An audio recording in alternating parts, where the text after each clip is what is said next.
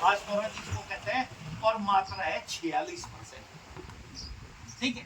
एक डीएपी की तरह का और खाद आता है तीसरा, जिसको आप सिंगल सुपर फास्फेट कहते होंगे या एसएसपी कहते होंगे, सुना है ना?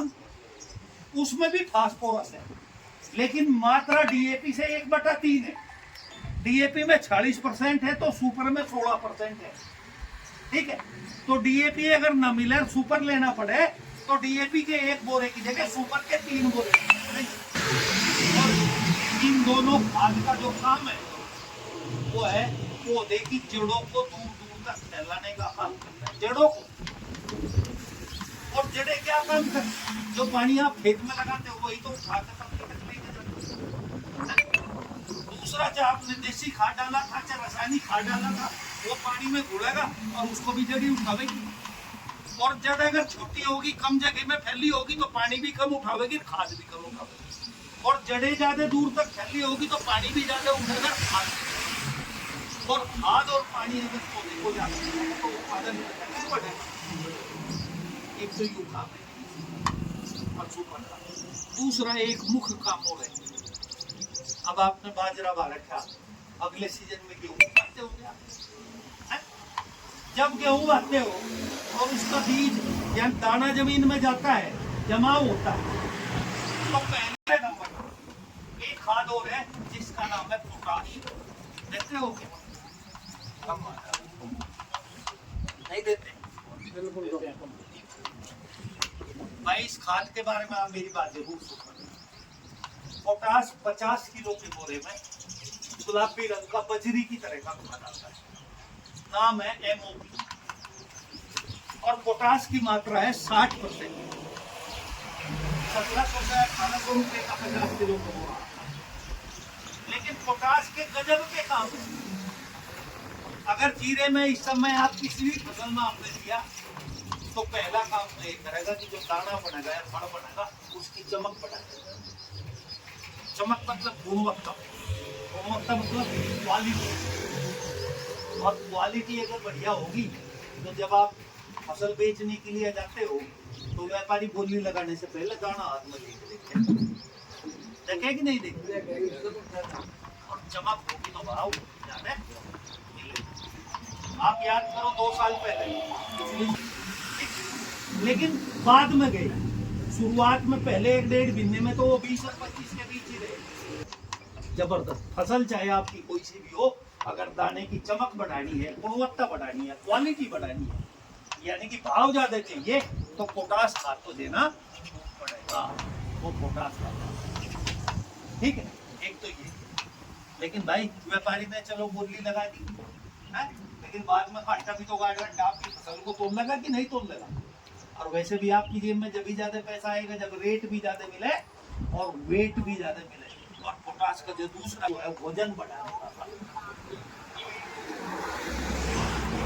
भाई समझ लो, तो रेट भी दिलवावे और वजन भी दिलवावे। और वो खाद अब देते ही नहीं, नहीं देते तो ना दो।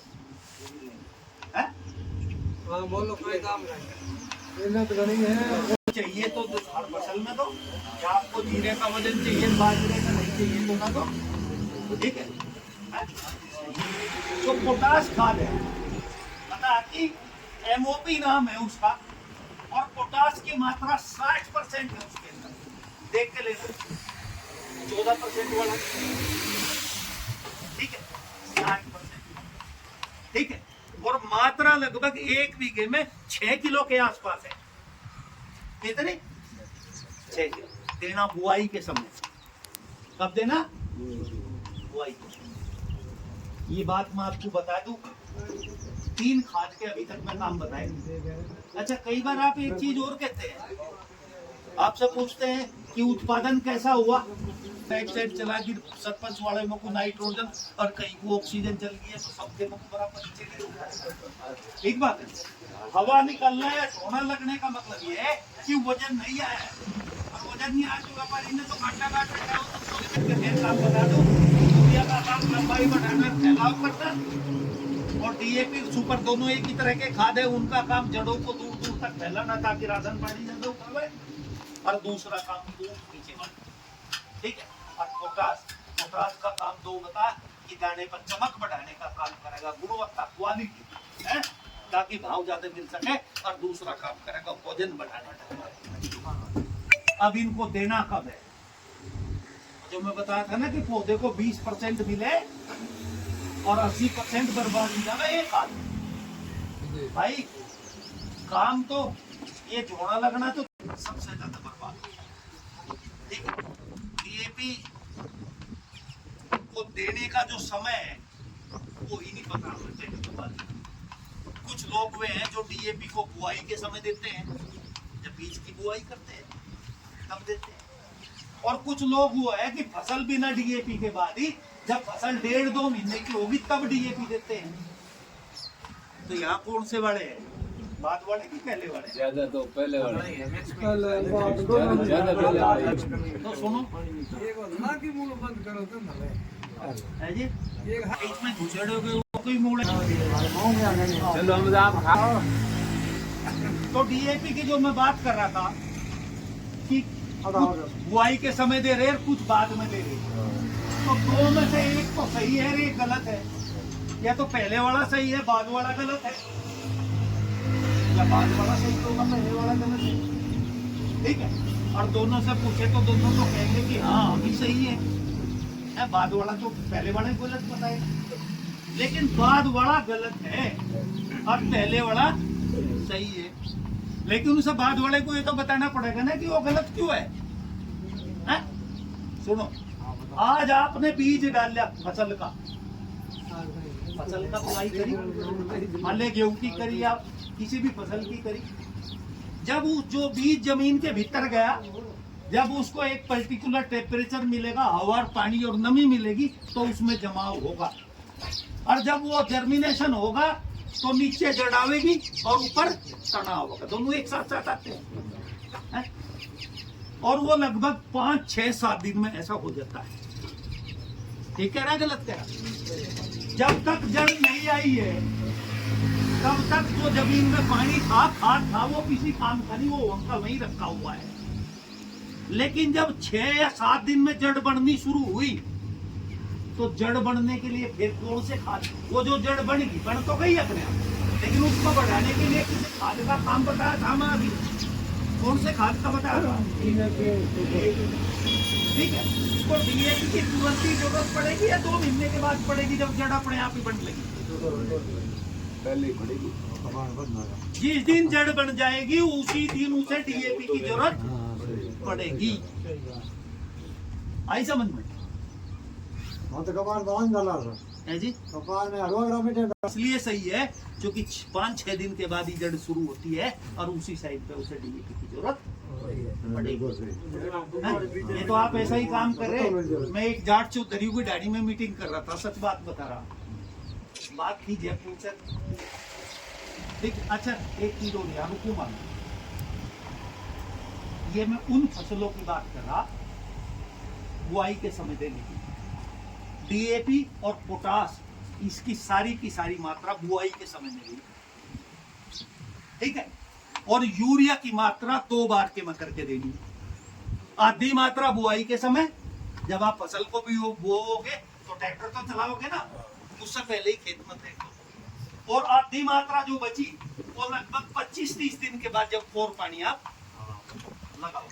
लेकिन ये मैं उन फसलों की बात बताई आपको जिनकी पकने की अवधि 3 से 4 महीने के अंदर की होती है, ठीक है। लेकिन कुछ फसलें ऐसी होती है कि जिनकी अवधि ज्यादा होती है, 6 महीना या 9 महीना या 7, जैसा यूपी में गन्ना है 11-12 महीने में पक्का आता है।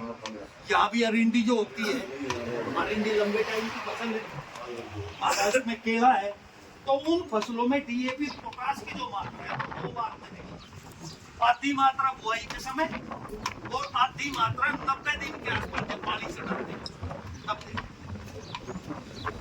आगे समझ में बात आपकी, जो लंबे टाइम की फसल है उसमें तो 2 बार करके दो, लेकिन जो बाकी फसल है उसमें एक ही बार देना पड़ेगा, डीएपी और पोटास, ठीक है।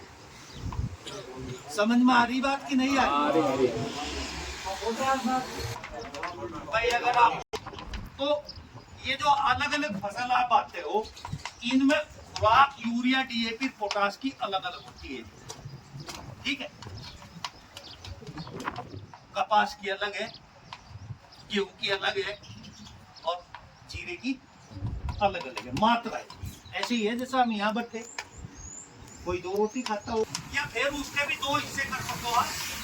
ठीक है, 11.5 किलो 2 हिस्से कर लो, या 20-25 दिन तक और पानी लगावे 11.5 किलो तब दे दे, और उससे अगला जो पानी लगा रहे हैं 10-12 दिन के बाद 11.5 किलो तब दे दे।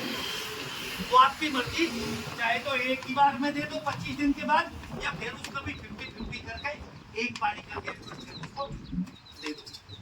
अब आपके पास बचा डीएपी और पोटाश। तो डीएपी और पोटाश का कोई भाग नहीं करना, उसकी सारी की सारी मात्रा बुआई के समय जानी। तो जैसा मान लिया 6 किलो पोटाश जाएगी, तो जब आपने यूरिया डाला था 22 किलो, पहले ही फेंका था ना खेत में, उसी में मिला लो 7 किलो पोटाश की, 6 किलो, और उसको भी फेंक ही दो। ठीक है, अब आपके पास डीएपी बचा हुआ है, तो डीएपी को आपको देना है सारा का सारा देना, लेकिन बुआई के टाइम पे, और फेंकना नहीं है, बुआई करनी है सीड ड्रिल मशीन में। जहां बीज पड़े उसी के पास डीएपी का दाना जाना। आगे समझ, डीएपी की बर्बादी के 2-3 कारण है। पहला कारण 2 महीने बाद देना, दूसरा कारण फेंक के देना। मैं अभी बात कर रहा था, यूरिया को फेंक के दो हमेशा, पोटाश को भी फेंक के दो हमेशा, जिंक को भी फेंक दो, सल्फर को भी फेंक दो, कभी नुकसान होने वाला नहीं है। लेकिन अगर आपको डीएपी सुपर देना है तो इनको कभी फेंकना नहीं है। Seed drill machine, seed drill machine तो समझते हो, वैरने वाली जो मशीन आती है, उसी में दो, जहां बीज पड़े उसी के बाद डीएपी का दाना जाना।